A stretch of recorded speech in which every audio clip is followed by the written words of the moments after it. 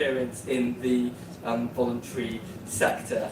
And then last but not least is Abdul Rahman Badawi, who is a dedicated advocate for refugees, working as an expert while experienced consultant at Safe Passage International, and a lived experience involvement officer at Breaking Barriers. I'm really looking forward to hearing your thoughts about your personal experience, Abdul Rahman. So we will kick off, if it's okay, with you, Tony, with some opening remarks. We'll give you 5 minutes each, just to share your thoughts on where we are currently with the government on safe routes policy and where we might be going next.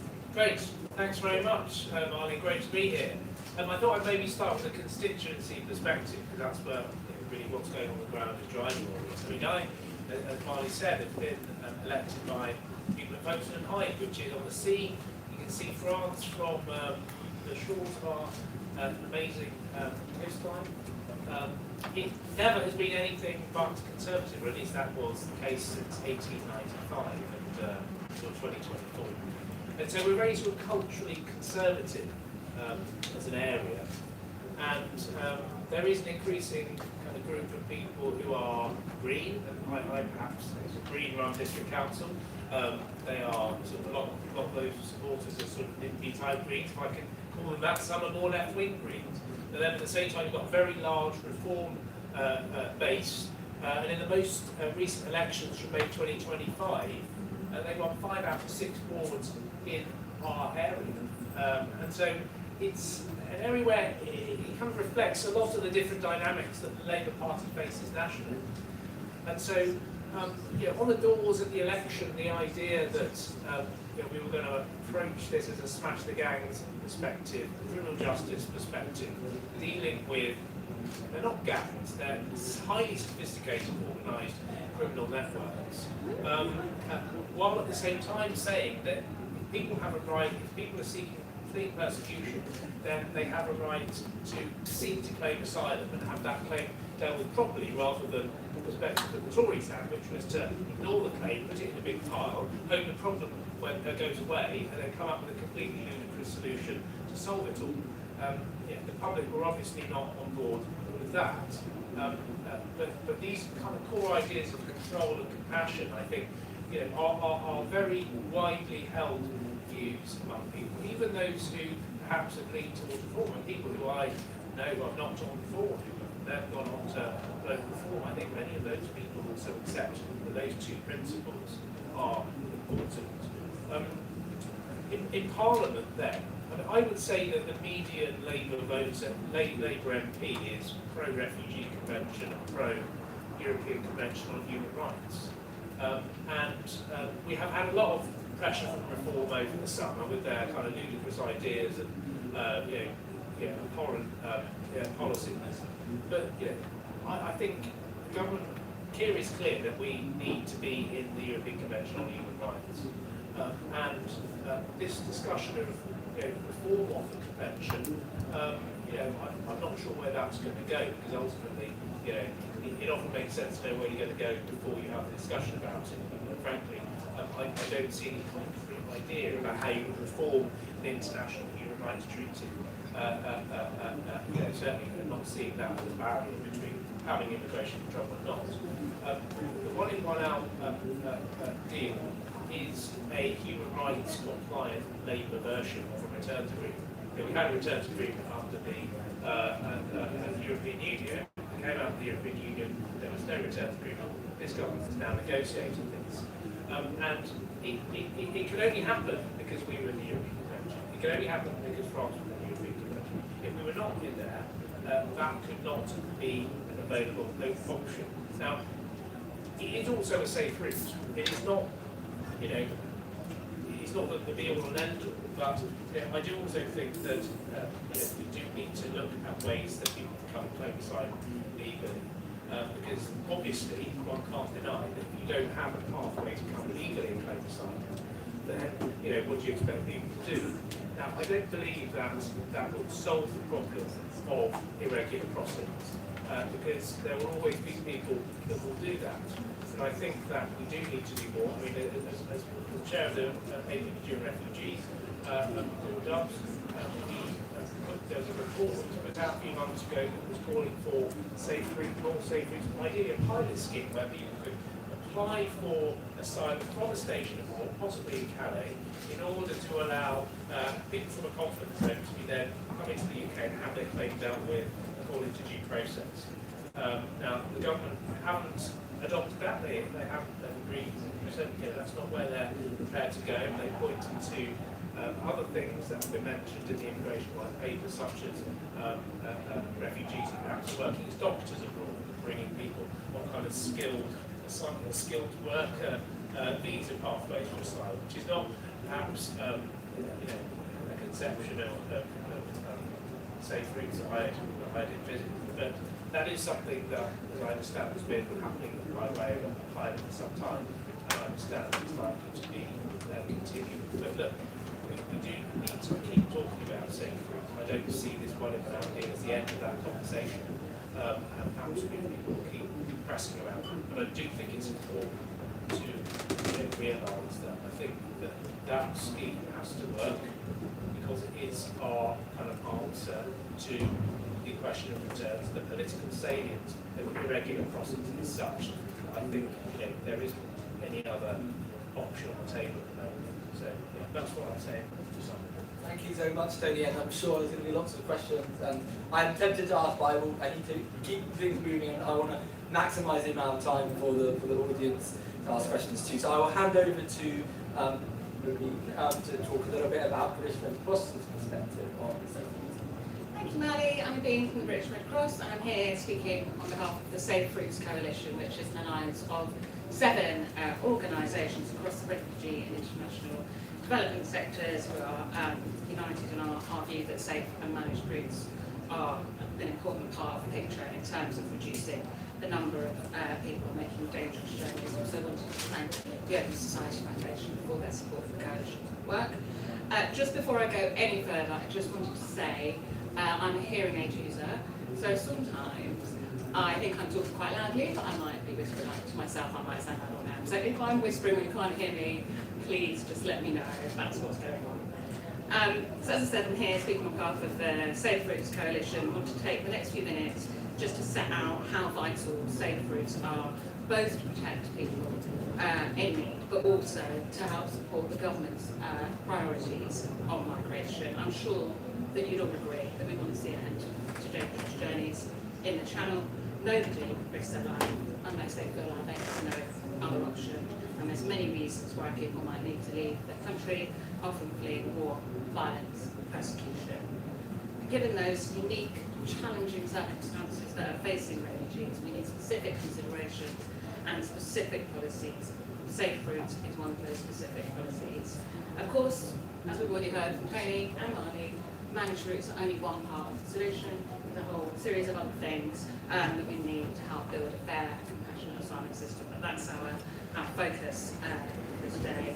And in terms of the coalition, we're not advocating for a one-size-fits-all approach to safe routes. We need different safe routes that really speak to the different circumstances that people are in to kind of have a range of safe and managed pathways. But as I said, we should also really think about what those routes can offer the government too. So safe routes are also managed routes. They allow for better planning, allocation of resources, more effectively supporting people in communities. We've seen examples of this. We think about the Ukraine scheme. As of April of last year, 69% of people who held a Ukraine visa were in employment or self-employed. And it's a clear kind of example of how those people can be supported to rebuild their lives, to contribute to the economy.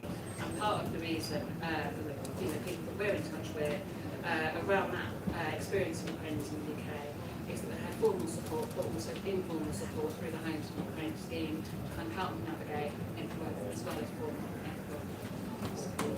We've also seen examples with Syrian scheme, where there was a commitment, a multi-year commitment to resettle 20,000 Syrian refugees, again allowing local authorities and other public agencies to make those long-term plans, to know kind of what the parameters were that they needed to help in terms of playing that role in that system.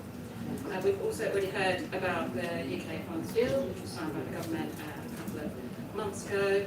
And that's a real opportunity for Safe Routes in terms of this new route the government is currently piloting.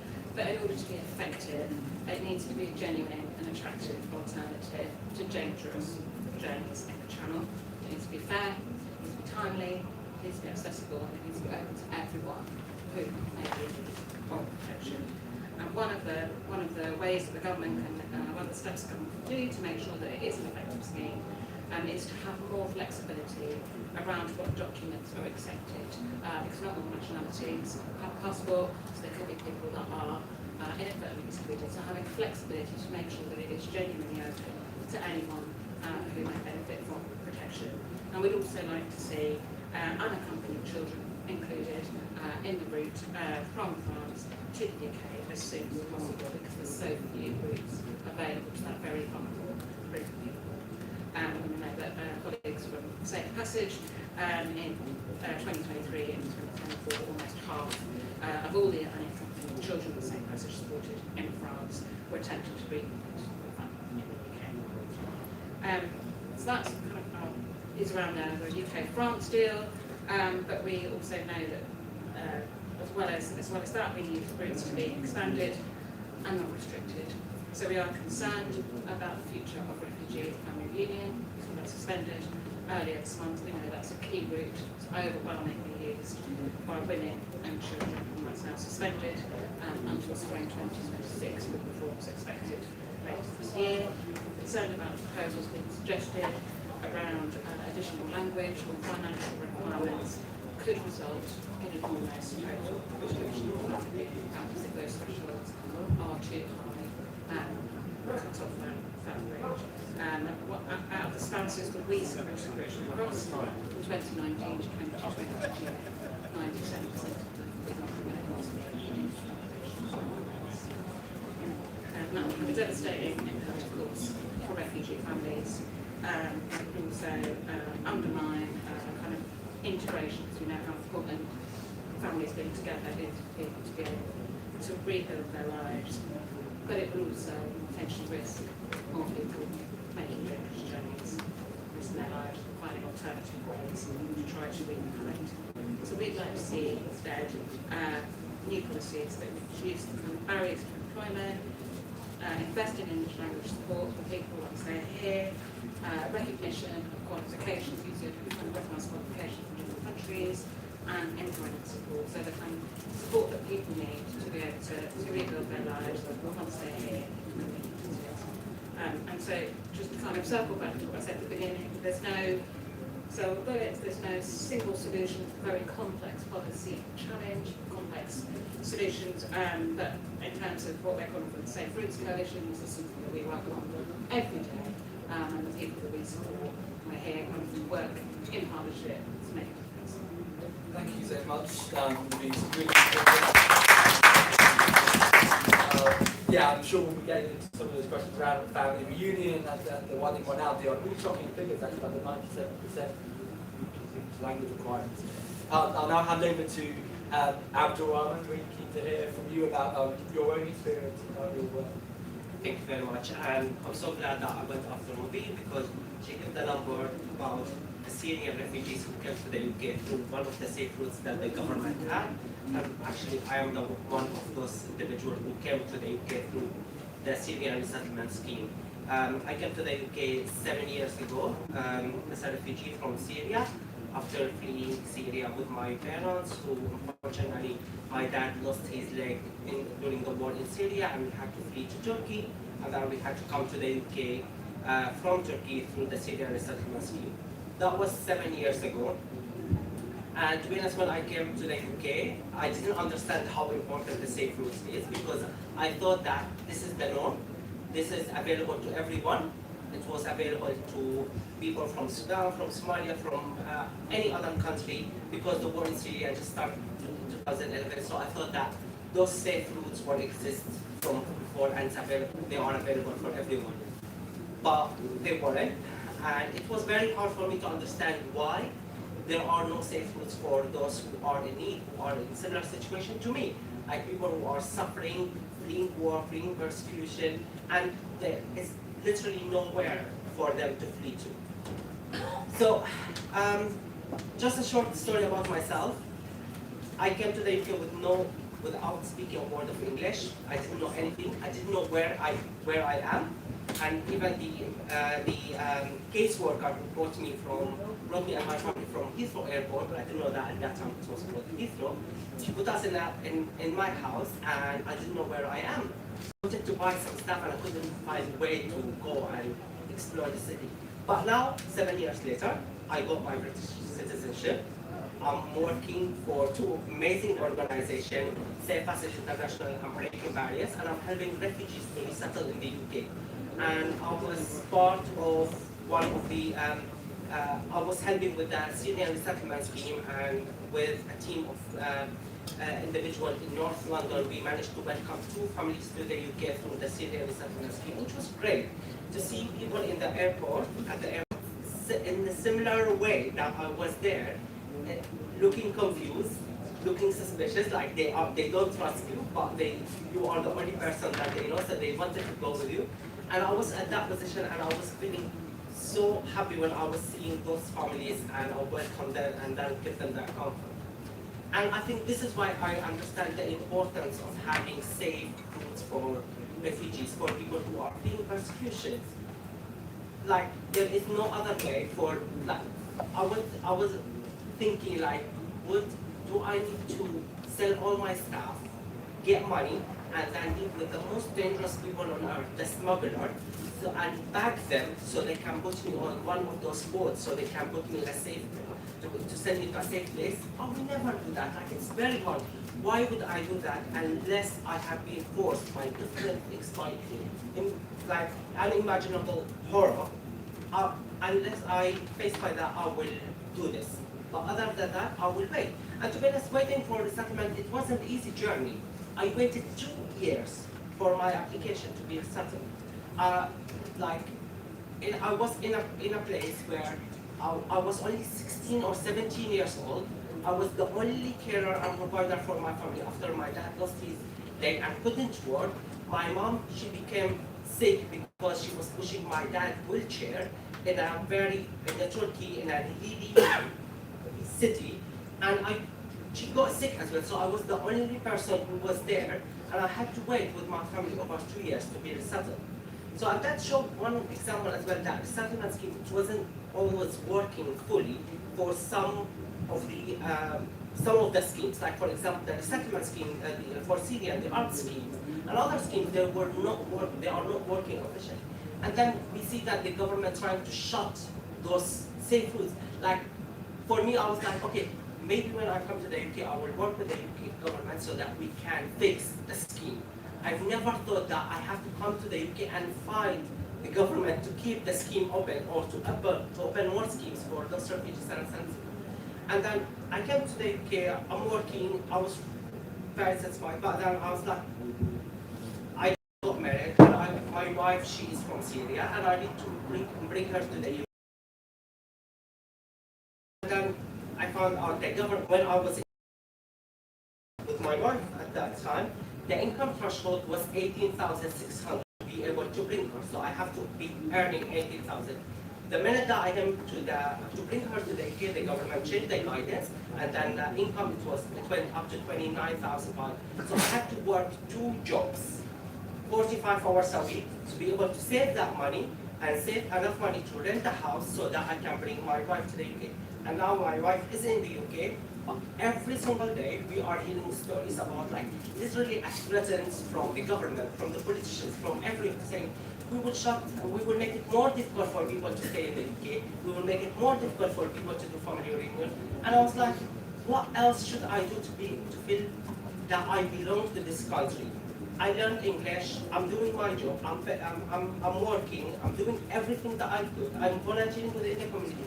And then there are some politicians, unfortunately, they are sending a message that regardless of how much you work, regardless of whatever you will do, you don't belong to this society, and we will deport you, and we will deport everyone who you will bring. And that's like hurt, like what else I should do? Because I'm one of those 20,000 Syrian refugees. I'm not just a number. I'm a person who has life, who has family, who just want to settle in one place and build his life. But unfortunately, we are seeing that from the reform from some politicians, and even not only from the politicians who are saying we want to shut those safe routes. We are not hearing enough from the politicians who are against those issues. We are not hearing enough from them saying that, no, what you are saying is it's racism, it's like, you shouldn't say that, but we are not hearing enough. We heard that a year or 2 years ago when we saw the riots, but now I felt like some politicians are more soft on those speeches, on those topics. So yeah, but this is part of the story. I just wanted to summarize it by saying that we are not just a number, and closing safe routes will literally damage a lot of people, damage all of the society that we have.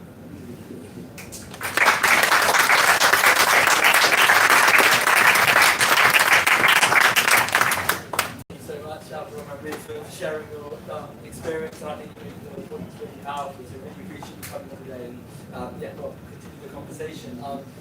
Frank, it's a hard act to follow now for you, but I'm hoping you can rise to the occasion. I'll hand over. Looking forward to hearing more about the work you've recently been doing with Vision Show. So I come from America with a cautionary tale.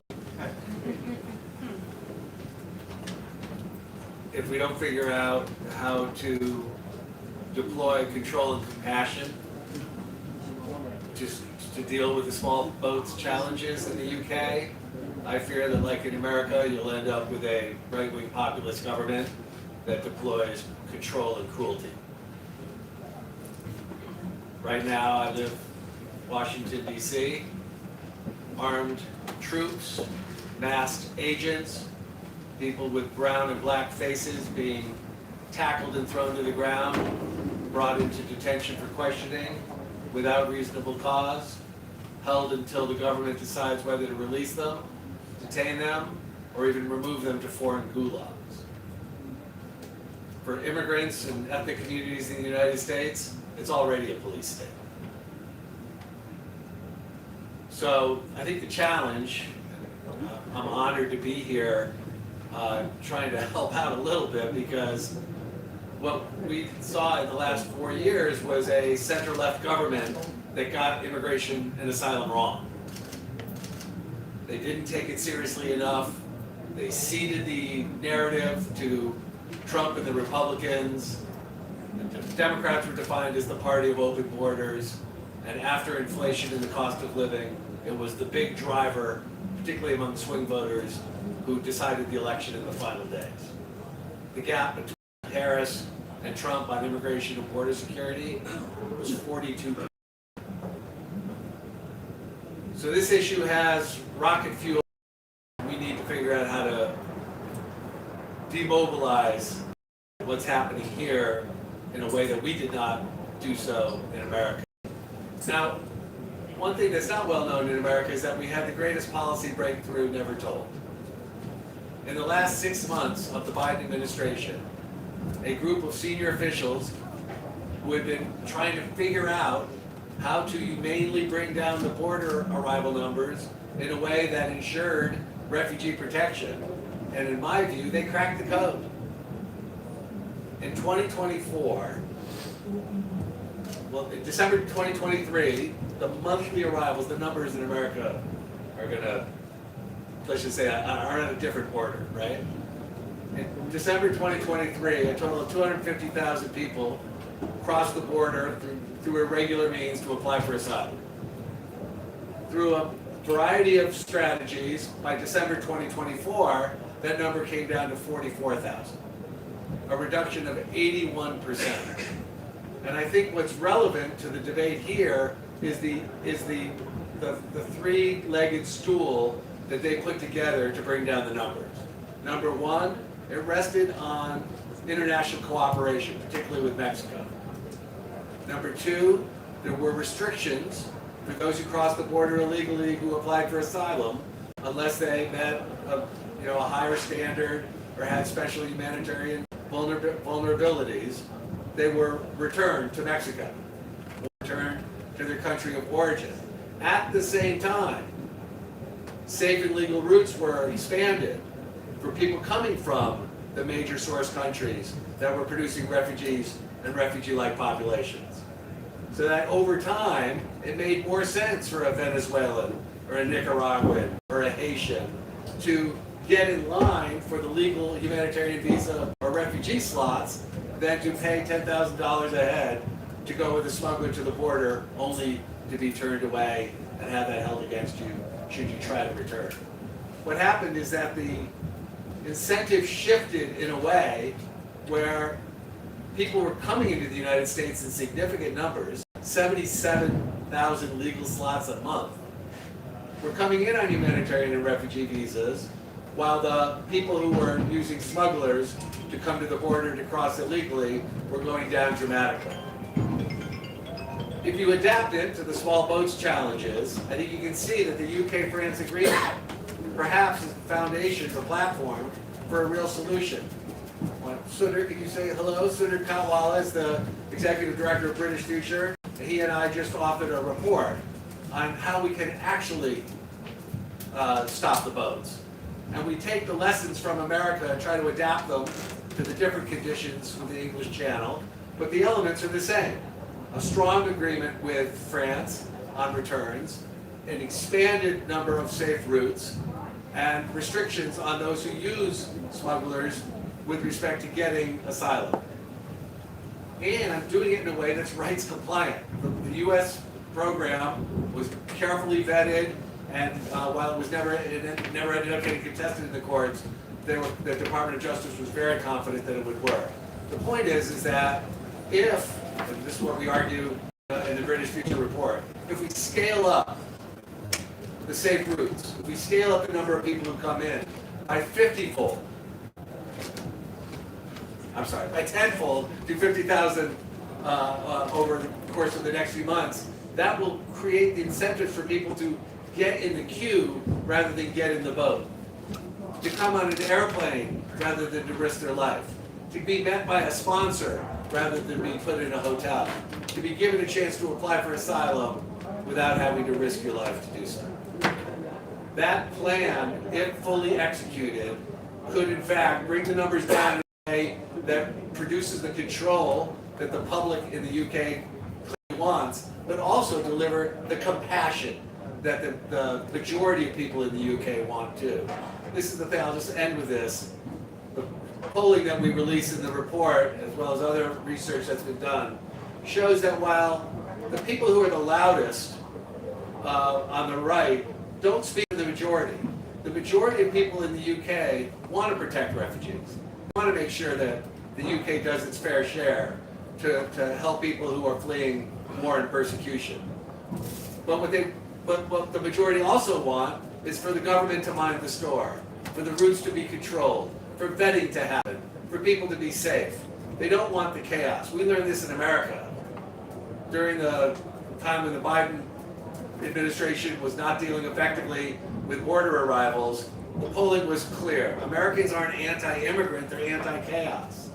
But unless you get the control part and the compassion right, unfortunately, more and more started to say, well, at least Trump is taking it seriously. We need to go into the next election in this country, it seems to me, with a government that can claim, we've brought the numbers down, we're not only protecting our borders, but we're protecting refugees.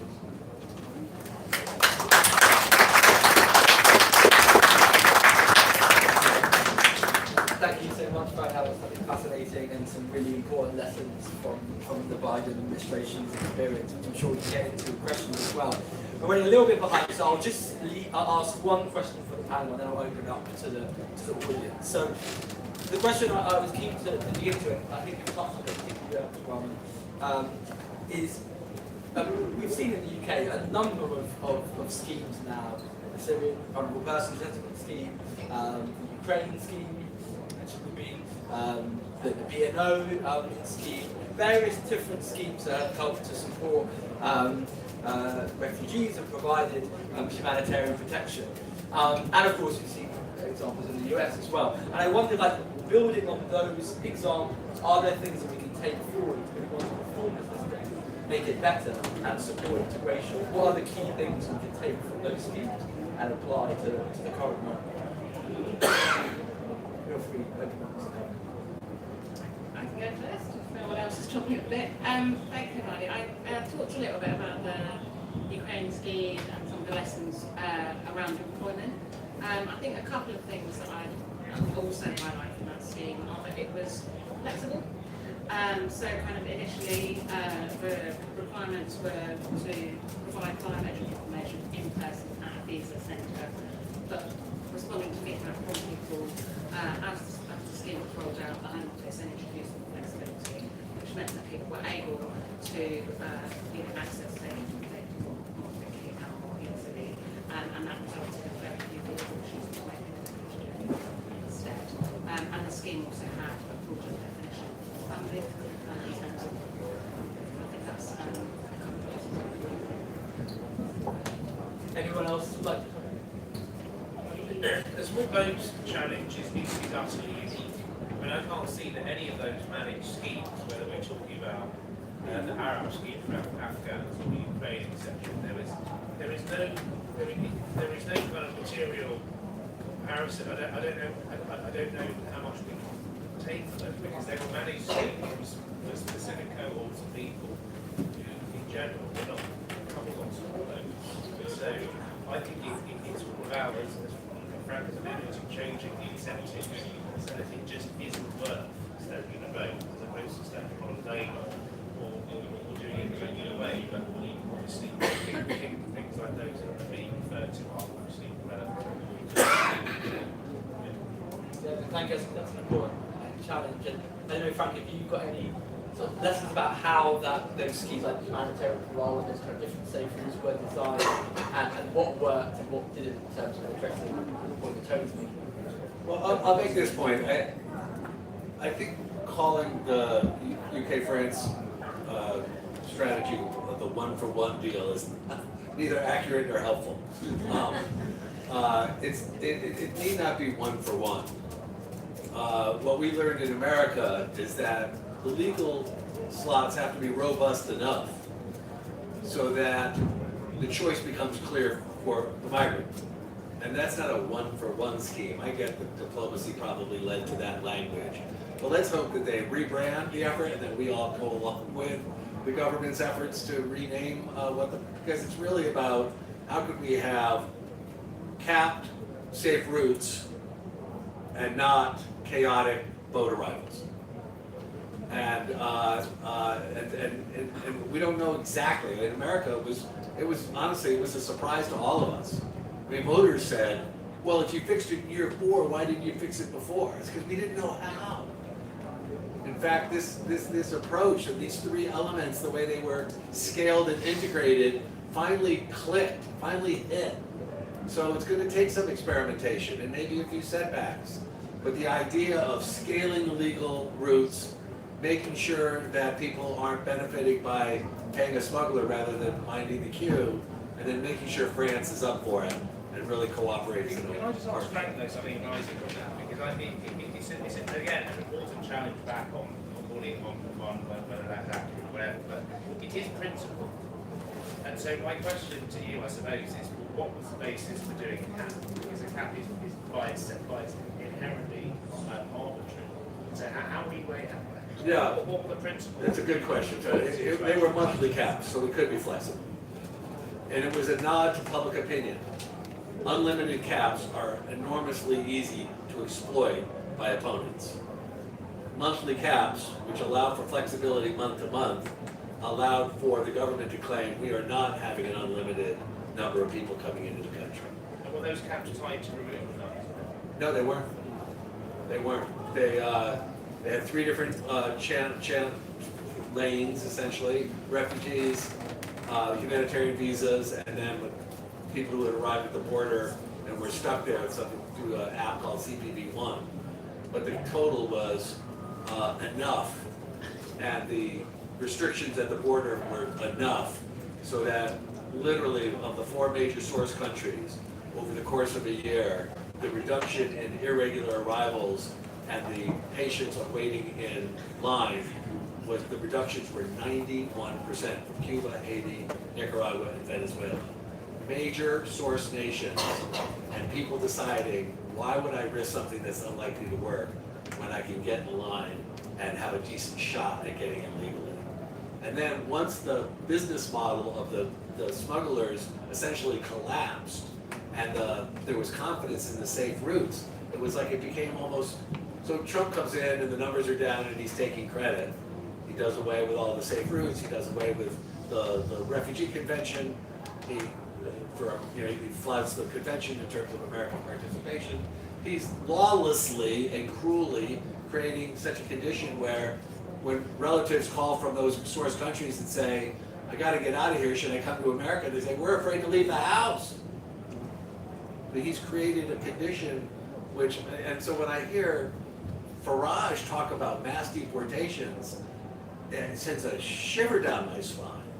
It's open season on multicultural Britain. Open season. Yeah. And please avoid that fate at all costs. Thank you, Frank. Just one thing, I think for me, I think the Ukrainian scheme worked better than the Syrian resettlement scheme or the Arab scheme. But I think what is missing from all of them is that the government designed the scheme without speaking with individuals who are benefiting from the schemes. Like for example, you are opening a scheme and you don't know how to do it. You know how to do it, but there are clearly it's not working. So just speak with those who have lived experience of coming to the UK through those schemes. Ask them what worked, what didn't work, how can you do it better, things to avoid and things to improve. Like it's just the most basic things when you are opening signing any project. But I think it's missing, although that I think the Ukrainian scheme worked better than the Syrian scheme, and the support available for individual girls from Ukraine was great, and it should be available for Ukrainians and for all individuals who are seeking safety. Thank you very much.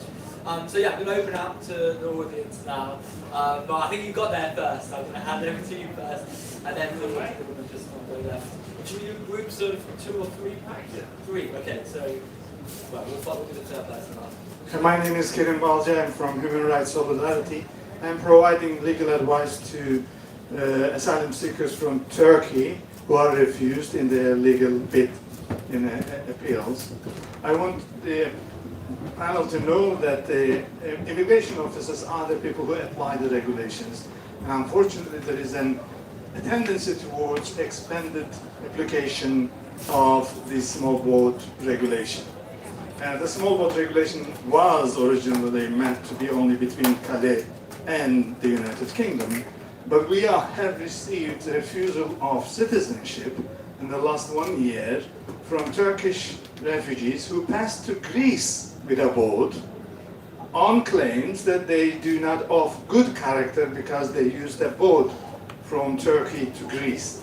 Now, whoever knows the passage from Turkey to Greece, that is the safest route to Greece to use a boat actually. But unfortunately, people suffer because of these issues. And I also believe that the Safe Route Coalition has to deal with the issue of safe route until citizenship. Because a refugee, Abdul will agree with me, does not feel safe up until full settlement, naturalization. And unfortunately, in this country, your 5 years of waiting for ILR starts only after you receive your refugee status is recognized. Whereas in all continental Europe, it starts on the day you landed in the country. So in this country, many people, refugees, do receive their citizenship at the 7th, 8th, 10th year, only because Home Office delayed their recognition of their refugee status, and that needs to be tackled with also. Thank you.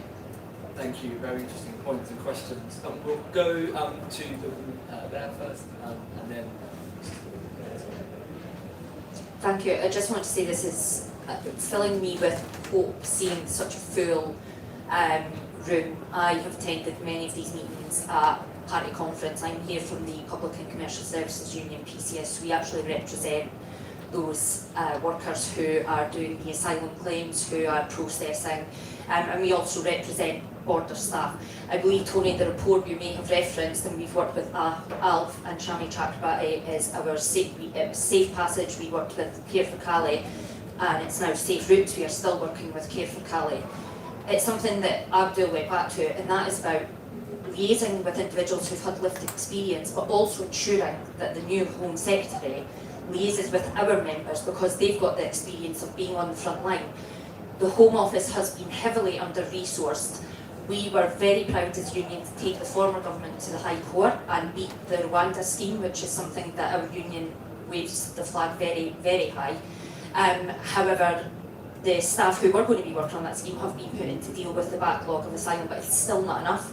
So we have a new Home Secretary. What I would want to ask, hopefully most members of the panel, maybe with one exception from our colleague from across the pond, is what are your plans to put pressure on Shabana, because we had one meeting with Yvette Cooper and all she referenced was the gangs. Our safe routes policy would smash the gangs in overnight, in 24 hours, because what we are proposing is the implementation of safe routes, of the visa centres, and of allowing people to start that process, and they would know almost immediately whether or not they could then process into the system further. So you'd be stopping the legal routes right away because the individual would know. So what pressure, all the evidence is here. And just another point, I know that we're running behind time, what I would have to say from a Labour perspective, as a former party member, I'm no longer a party member, the bending the knee to the will of the Red Wall, the Reform voters, the rhetoric from Labour is not helpful.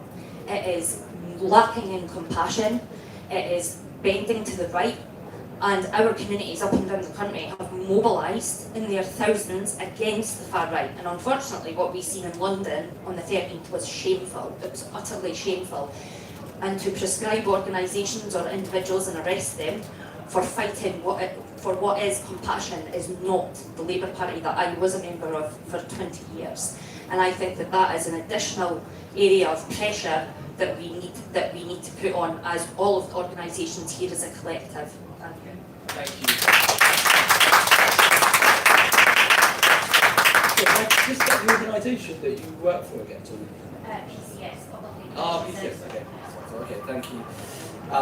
Yes, great, thank you so much. And just to with the scarf at the front here, just to remind you, if you could keep the question relatively tight, just so we've got enough time to announce as many people as possible. Much appreciated. Yes, I'm an excellent counsellor, and I also take refugees to refugees home. Most of the people we've had have been arrived through legal routes. And my question is how do we put pressure on the government? This has given me some hope that we might have a model for putting pressure on safe use. But we understand the threat from reform, but we have to lead by the language we use and the rhetoric coming out from the Labour Party, and one in, one out, I think is so dehumanising. We have to start going to get it to, which is dehumanising refugees and for a humane project. And how can we put pressure on them? Thank you very much. Okay, so 3 questions. So one, I think particularly about the kind of the refusal of citizenship for refugees. There's a particular example there, the kind of good character provisions. And then sort of 2 broader questions about kind of how to put pressure on the government, and how to kind of influence the government, and how to engage with the government on safe routes. Who would like to go first? I'm happy to start. Look, I don't agree with the citizenship ban refusal. I don't think it's your client, but certainly they need to be taking advice and looking at what other people are doing in the courts on that. There are cases. In terms of your PCSU colleagues' comments, I mean, Lord Dubs and I met with Seema Malhotra about your excellent report, and the position of the government was that they were not willing to adopt that scheme because they were essentially adopting other safe routes, which were not that one. I referred to doctors, they're now referring to the one in, one out thing. I agree that you needed that scheme.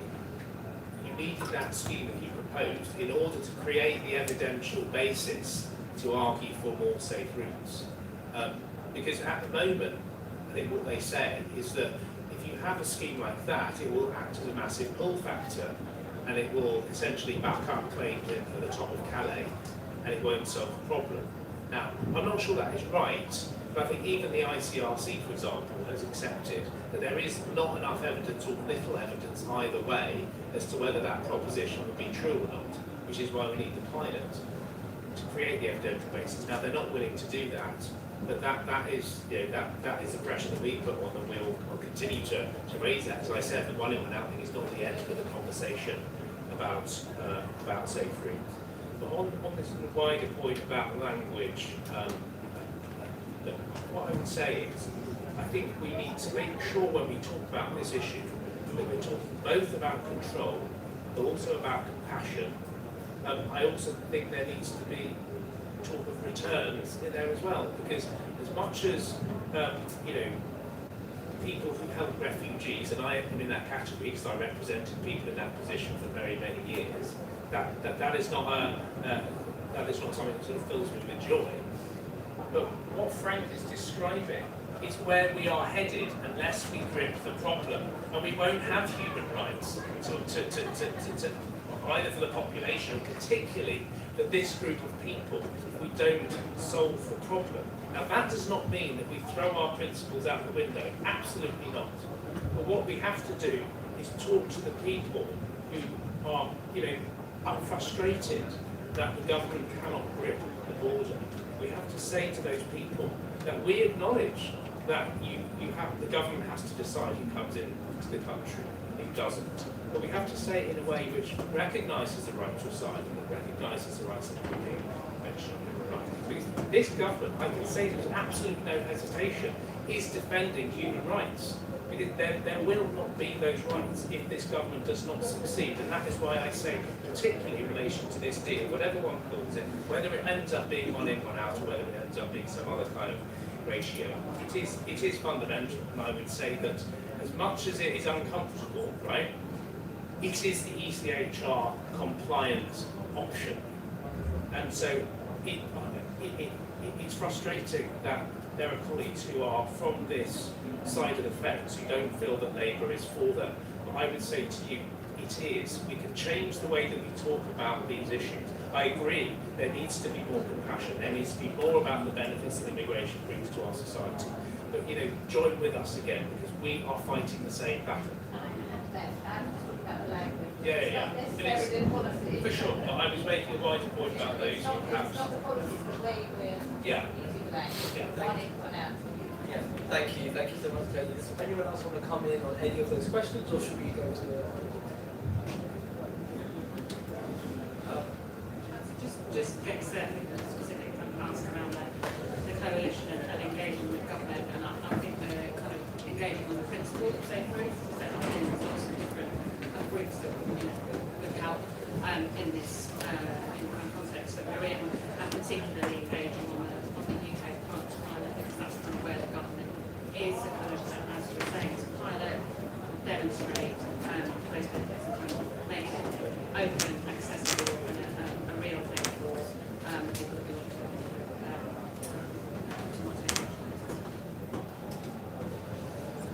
Yeah, so please, any other questions? Please, if you can keep them short but sweet and brilliant. Very short question for Frank. So you said the plan that you articulated in the US was rights compliant. Could you just say what rights compliant meant in that context, please? We'll come back to it. And then two more questions.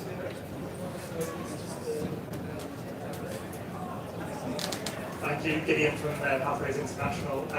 Just on the France deal, obviously you agree that it's only going to work if it's massively upscaled and is reaching near 100% levels of returns. But on a wider point, there's a question about how we in the UK deliver safe routes. And we've heard about sponsorship in the Ukraine scheme, success in terms of that being controlled, it being providing that contribution that the Home Secretary was talking about earlier with the employment rates, and you see that in similar schemes in Canada where communities are able to have control over refugee resettlement. And also the government's commitment to devolution, giving power to local communities. So I guess my question for the panel is, should community-style sponsorship be the new norm for delivering safe routes in the UK? Thank you, Gideon. Very interesting question. And anyone else would like to ask? Well, we can go to these two. Oh, yes. Hi, I'm Shazia from Islamic Relief. Thank you for the work that you're doing. We are doing an increasing amount of work here in the UK around refugees and asylum seekers, working with a lot of local partners. And one of the things that we are really concerned about is this kind of dog whistling behaviour of Islamophobia and refugees kind of being lumped into one big horrible nasty image. And I wonder if you think, and this is a question for everyone on the panel, if you think there is more that we can be doing to address these two very difficult sides of what is quite a nasty point, which is the dehumanisation of refugees and asylum seekers and the use of Islamophobia and very racist language to really kind of channel some quite hateful noises that we're hearing around the country, and what we can all be doing to sort of challenge some of that. Thank you. Yes, really important question. So three good questions. So one, so a legal question for you, Frank, about how it's rights compliant. And then two other questions, one on community sponsorship and one on dehumanisation of asylum seekers. I don't know if you want to address this one. Sure, I mean, I'm not a constitutional lawyer. My friends at the ACLU were gearing up to sue the Biden administration on their policy, but it never made it to the court before Trump took office. So, and now Trump has gone back to his old strategy, which is not to try to make it rights compliant, just to blow back the international treaties and domestic law. And probably will get a green light from the Supreme Court because they've been deciding in his favor 95% of the time.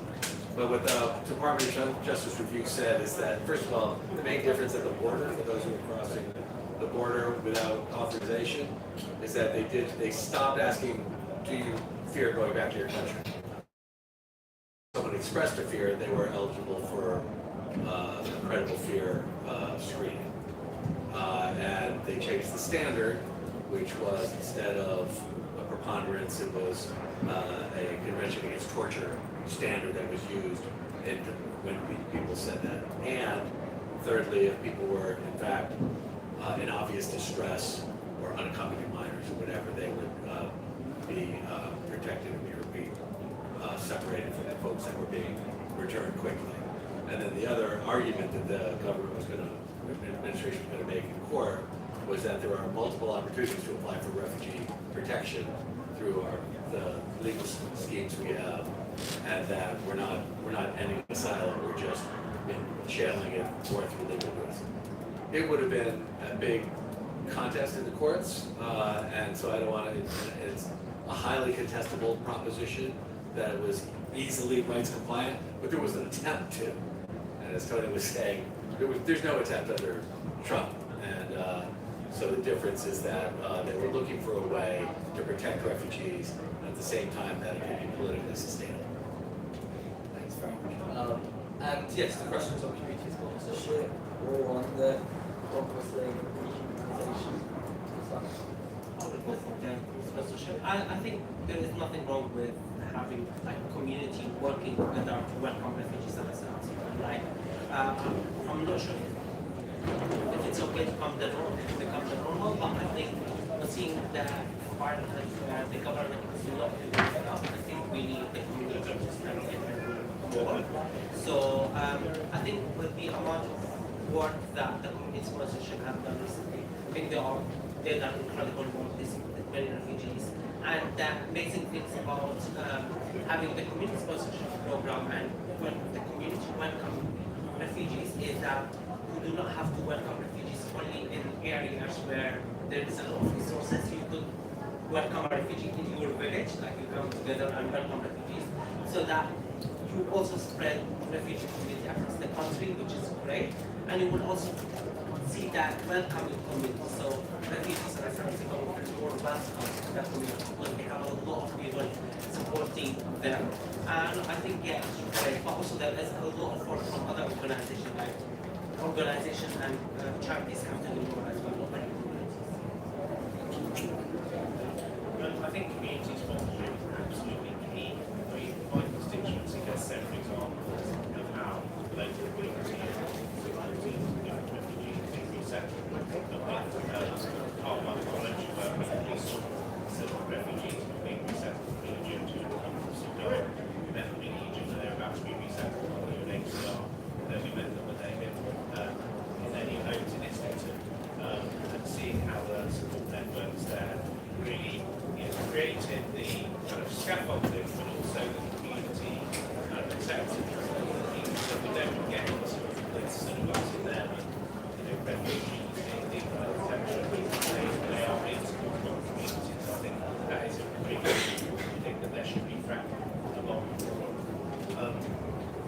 Yes, we absolutely do have to do more to push back against the dehumanisation of refugees and minorities. I mean, we have to get our messaging right about being behind multiculturalism as a fundamental part of who we are as a country.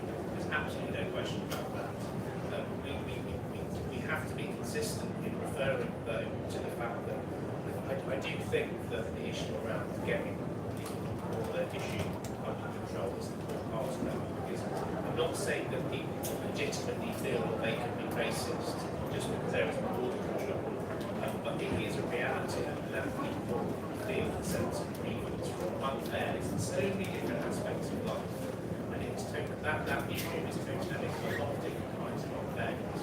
Now, I would like to think, maybe in roads and circumstances, that we get to a point where that sense of community get back to where we were a few years ago, where we can be very happy with the culture, we can be happy with some of the refugees, we have measurable controls, and that is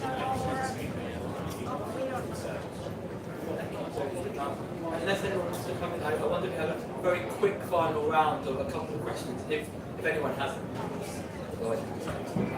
Well, if we're going to go on, I do want to address the xenophobia question because I think it's so important. As you can imagine, we've dealt with this for a long time in the United States.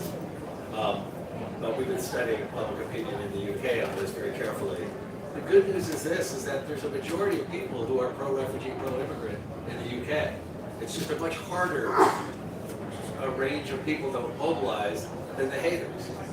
The haters have a simple message. Sometimes there's a kernel of truth. Oftentimes it's just made-up conspiracy theories. But it's highly salient. They're highly mobilized. They're very loud. They seem to intimidate.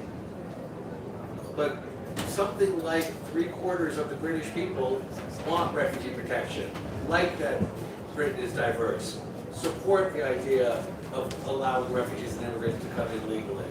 And so the idea is how to build an alliance with immigrant voices, like Abdul so powerfully demonstrated, with the groups in the sector who are doing the work day in, day out, with unions and business associations, with community leaders, etc. It's hard to organize that kind of alliance, but there is a majority in favor of your values and your views. It just isn't as mobilized as the single issue haters. And so instead of being intimidated by a minority that's loud but not large, we need to figure out how to do a better job of building alliances and mobilizing the majority while it's challenging as possible. Indeed, they could. Thank you, Frank. Hopefully, Peter's speech tomorrow will be the answer. Well, absolutely. Does anyone have any final questions? Otherwise, I'll go to the panel for like a final roundup. If anyone wants to throw in any additional questions before we have closing remarks. Oh, yes, sorry, yes. Please.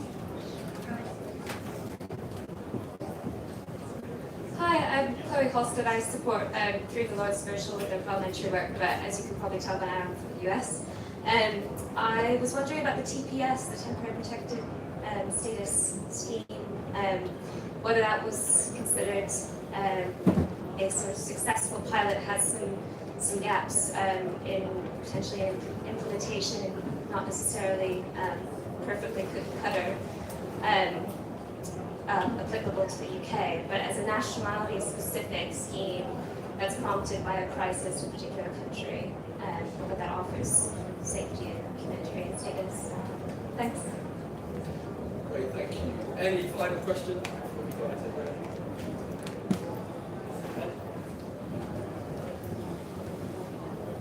Hi, I'm Catherine. I represent today Labour Friends of Hong Kong, and also I work with a group called Hong Kong Aid, which we help asylum seekers and Hong Kongers to settle to come to the UK. Currently, in the past few months, we've observed from a Hong Kong Aid capacity that after the ETA has been implemented, there's a gap where Hong Kongers who are not BNO passport holders with their Hong Kong passports, they would have to apply for ETA to come to the UK. But as well, the situation is that Some of them who want to seek asylum in the UK are political prisoners who have been politically convicted of crimes that are like 12 months or about or charges. And in this sort of scenario, after the ETA has been implemented, it would be very hard for them to actually fly to the UK directly to apply to seek asylum. And so for this kind of case scenario, which I know is not a huge number to make a difference to any policy, how would you advise for us to advocate for this kind of case scenarios that can help us to save the Hong Kongers in need, which are very much the important groups of people that where the BNO visa scheme was first implemented in the first case to help these people? Great, thank you so much. And any final last question? I don't think so. Great. Okay, we'll go to the panel. Who will start with you, Frank? You don't have to address these particular points, although TPS. And then just maybe round up any final remarks. I mean, we were part of the campaign that brought TPS into existence in America in 1990. It was one of our major accomplishments. When Trump came into office, there were over 500,000 people protected with work permits, temporary protected status, and relief from deportation. So it's safe haven policies for people who are in vulnerable situation. I think is a good policy for many, liberal democratic groups, tolerant societies to implement. But as you can imagine now, they've all been, TPS has been rescinded across the board. All the humanitarian visas are been rescinded across the board. And when people go in to apply for asylum, that's where you see those courtroom videos where they're ending the case and then arresting them in the hallway. It's very frightful what's happening. But so rights have been eviscerated, but the policy of it. And then final word, I just think that the media gets mesmerized by the right wing, and the majority wants to be fair and decent, and that and I have to say, it's really hard for politicians to get it right always. I think Tony gets it right. Boy, I wish there were more people in America in representative positions like Tony, because he knows his constituents, he knows how to talk to them in a way that's his commitment to refugees is so clear. I just think that it's going to take us to sort of model for policymakers how to talk about this more and more. And it does include getting that balance right. Yes, we want to be compassionate, but yeah, a nation state has the right to control its borders. It doesn't have the right to be cruel about it, but it does have a right to make sure that what it's doing is managing who enters its country on behalf of its citizenry. Dismissing that it fuels, I think, the far right. So it's hard to get it right. It's hard to build the alliance and the coalition. But I think it's imperative, given the way the populist right wing is weaponizing migration and request for help. Thank you, Frank. Final words to you. I think I would just be talking on behalf of the refugee community. I would say that regardless of what happened, I still love this country. I'm grateful for the country, for the safe space that this country has provided, and I'm sure many refugees and asylum seekers feel the same. And regardless how much politicians and some media platforms try to make us hate this country, we never do that. But and also we care about having this country safe and secure. And like what we are calling the government to do is to open more safe routes, which is exactly what the panel asked. We didn't say that just open the border, just say open safe route for people to come to the UK safely. We don't want anyone to take dangerous journey, because this is the last thing that we want people to die in the sea. Like we are just talking about the border as people coming to the UK, but people losing their life trying to come to a safe place. This shouldn't be the case. What the case should be is have a safe routes for refugees and asylum seekers to be in a safe route. Control, do whatever you want as a government, but just open those safe routes. Allow children to be with their families. Allow those people to be in a safe place. Thank you so much, everyone. Very powerful. And yeah, final. Sorry, I'm actually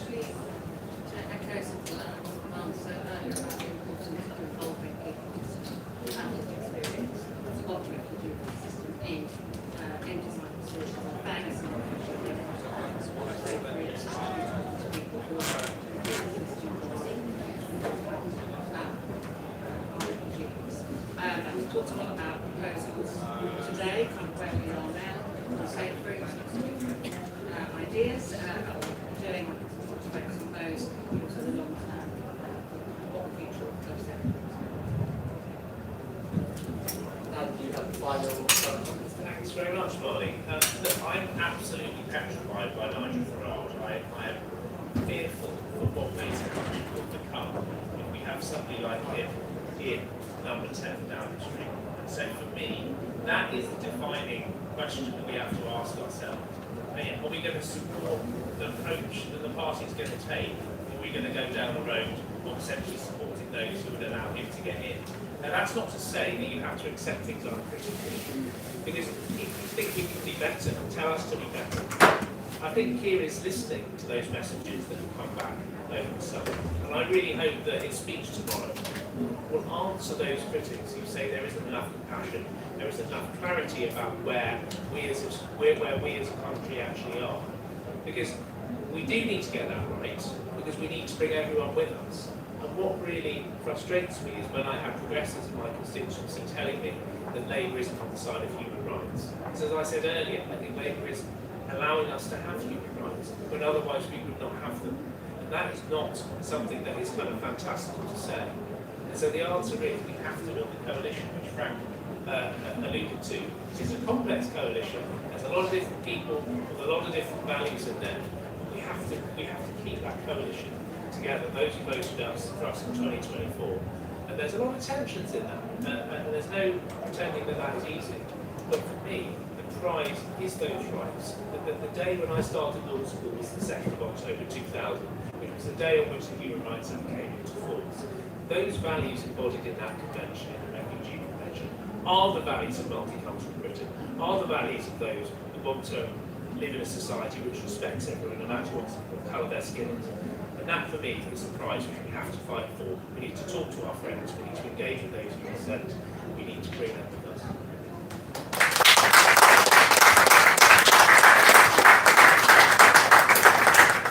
Thank you, Tony. And actually, I think, despite the challenges we face, I think you ended very hopeful. No other people said that, so the conversation was very hopeful. So thank you to all our speakers, thank you to the Safe Routes Coalition again. Feel free to hang around a little bit. We do have some drinks outside. We've got the room for a little bit longer. But yeah, have a lovely rest of the conference. Take care. Well done. Yeah. Well done now.